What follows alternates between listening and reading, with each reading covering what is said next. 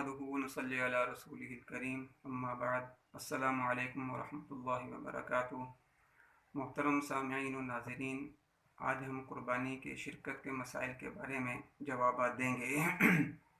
पहला सवाल ये है कि बड़े जानवर गाय, भैंस, ऊँट वग़ैरह में शिरकत ख़रीदने से पहले हो या बाद में भी की जा सकती है।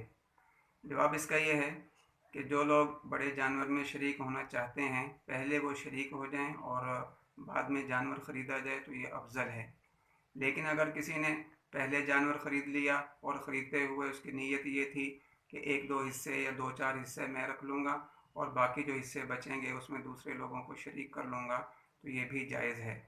और अगर किसी ने जानवर ख़रीदते हुए अपने लिए तो कुछ हिस्सों की नीयत की, लेकिन किसी दूसरे को शरीक करने की नीयत नहीं की, बाद में जब उसने जानवर ख़रीद लिया तो ख़रीदने के बाद कुछ लोग उसके साथ शरीक हो गए, तो ये सूरत भी जायज़।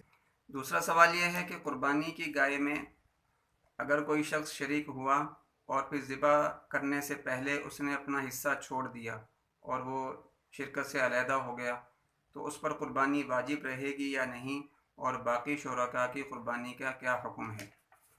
जवाब इसका यह है कि अगर कोई शख्स कुर्बानी की गाय में शरीक हुआ था और फिर ज़िबा करने से पहले उसने अपना हिस्सा बीच में से निकाल लिया, यानी वो शिरकत से अलहदा हो गया, तो देखेंगे कि जो शख्स अलहदा हुआ है वो साहिब निसाब यानी गनी है या फ़कीर।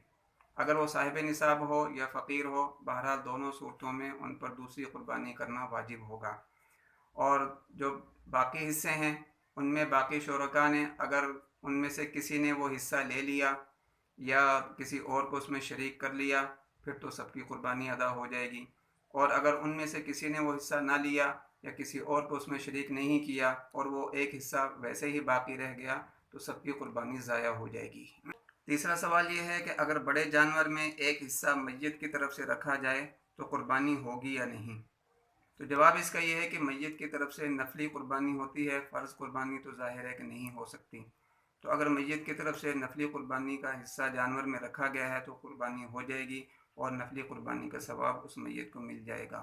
व आखिरु दावाना अनिल हम्दुलिल्लाहि रब्बिल आलमीन।